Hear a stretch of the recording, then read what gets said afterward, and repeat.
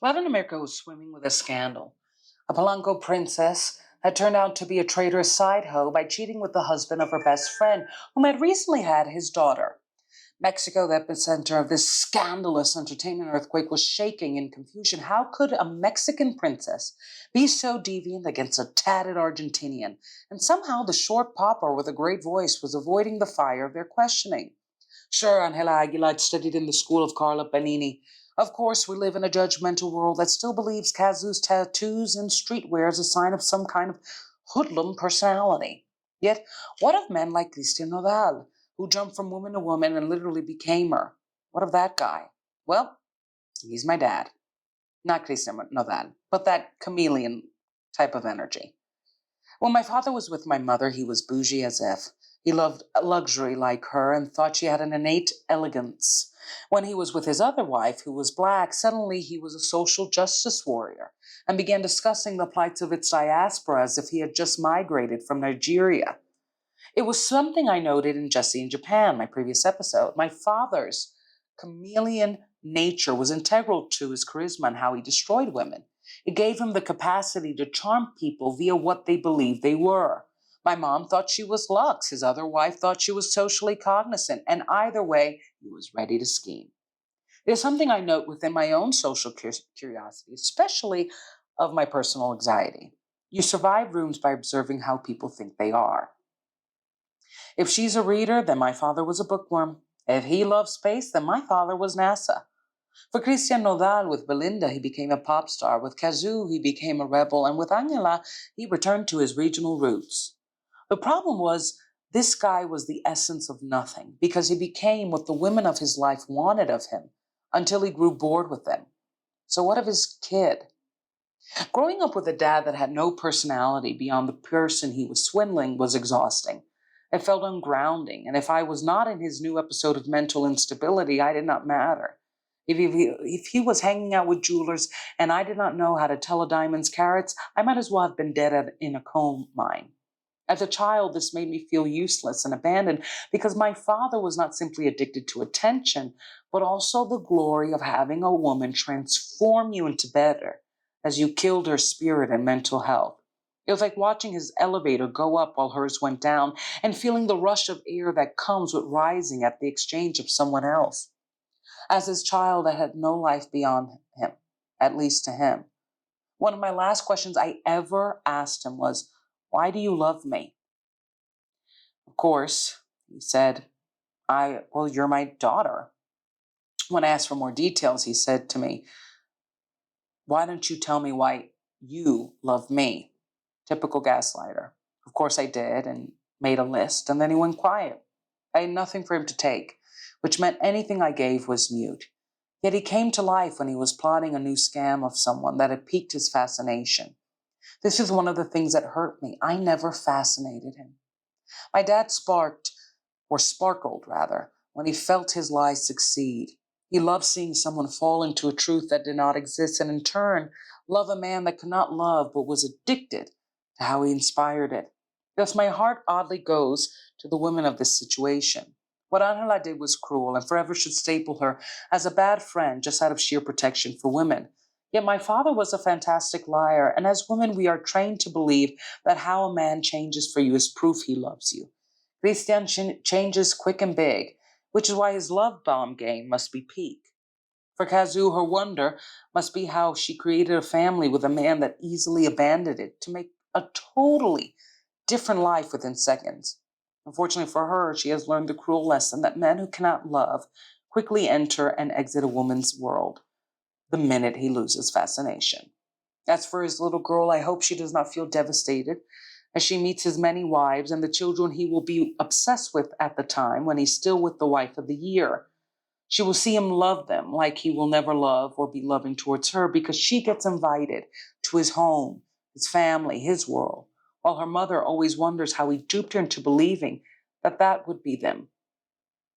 Okay, so that episode ended rather darkly, but I think one thing that I noticed with Christian that is so similar to my dad is that these are men who kind of fall in what I call fascination. They fall in fascination, they don't fall in love. They fall in love, or rather, they fall in love with how the women of their life love them. They fall in love with how the women in their life build them and transform them and encourage them. And the minute they're bored with that type of encouragement or feel they have outgrown that uplifting that the woman gave them, they exit. And obviously, the world wonders, how could they be so cold? How could they be so evil or scandalous? And the thing is, when you are bored with somebody or bored with a situation, we all been bored and we left. We pay for a movie, and if it's boring enough, we're like, F it. I lost $15. I'm out of here. I'm not losing my time.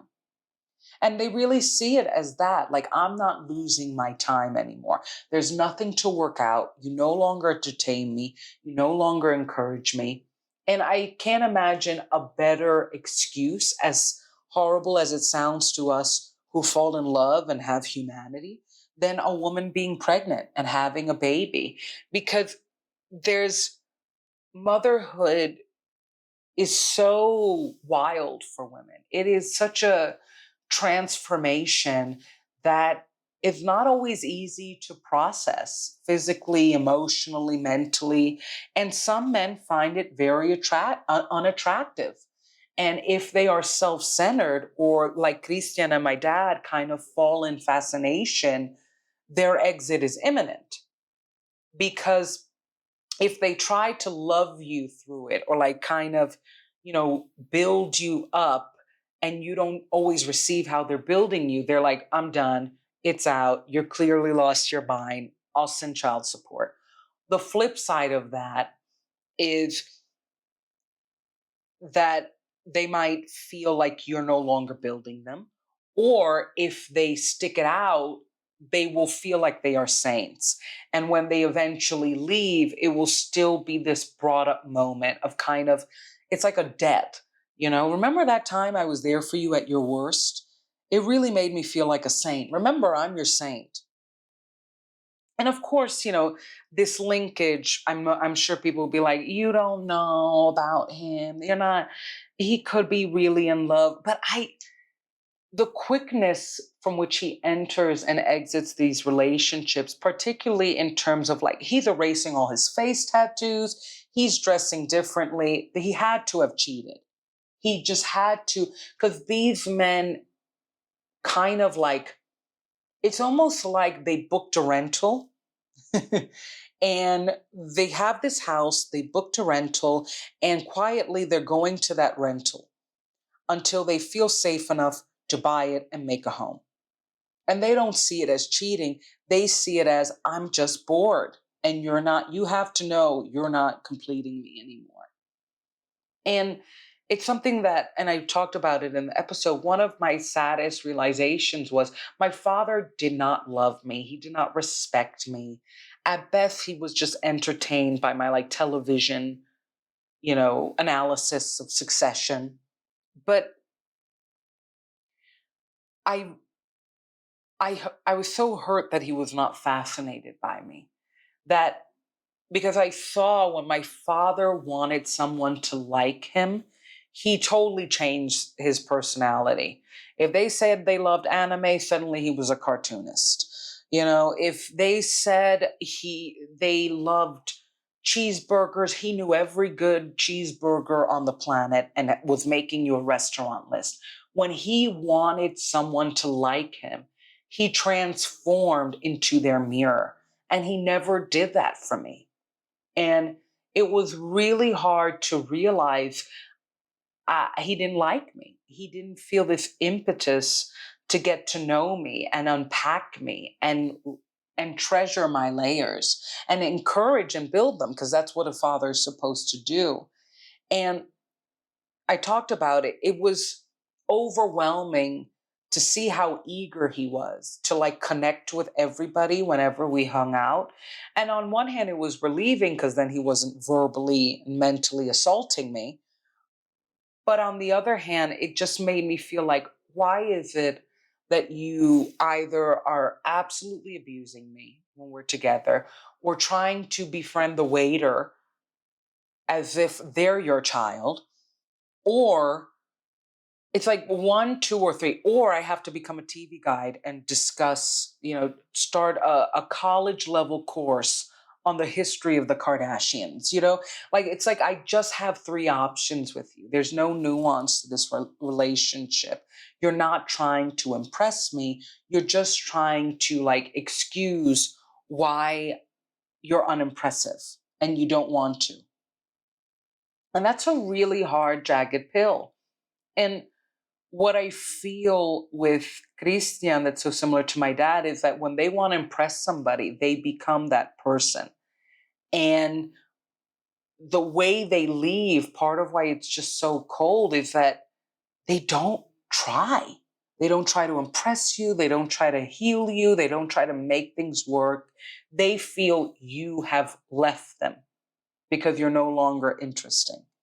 And for Cazzu, part of what will probably be her journey and the journey of so many women who have suffered, kind of fallen for a scam artist, like my mother did, is that I gave my heart, my future, to somebody who could so easily walk away. What was real? What was real about us? What was real about them? And the truth is, you were real. Your love was real. And take this as a lesson on how to discover who really loves you. It's a brutal lesson. Nobody wishes to learn it more harshly, especially because I think part of what her grief will be, especially if she doesn't enter a relationship in the next few years, is seeing this man, have a marriage and new kids. And now my daughter is the one who's invited to your family table when you promised me we would have a family table together. It does something to you. Having to drop her off, doing this kind of, you take her on weekends, noticing that he doesn't visit or have the same type of deep connection with your kid compared to his current wife's kids. That's going to be really hard to watch. My prayer for her is that, unlike my mom, she remarries and she finds a man, kind of like Ciara did with Russell, that just takes in her kid like he was the father all along. So that that child, especially it's so important for a little girl, sees and witnesses what genuine love is, what genuine loyalty is, what a man who genuinely cares for his woman looks like, not a man who just genuinely cares whether he's being cared for, like Christian. And prayers up for Cazzu, because it's a lot of grief. It sucks. And with Angela, my advice to her is just stay fascinating. Make sure you always make him reach. But that guy's going to be married a few times. I mean, you never know how long this one will last. It's just men like that, especially because he's so rich, he's young, he has a fantastic voice. Women are chapters to him. And I just don't see him making a book anytime soon. All right. Well, check out daddyrecovery.com to hear the full story, and check out deandreviewsitall.com for my reviews. Check out Deandre on all music platforms for my music. I love you.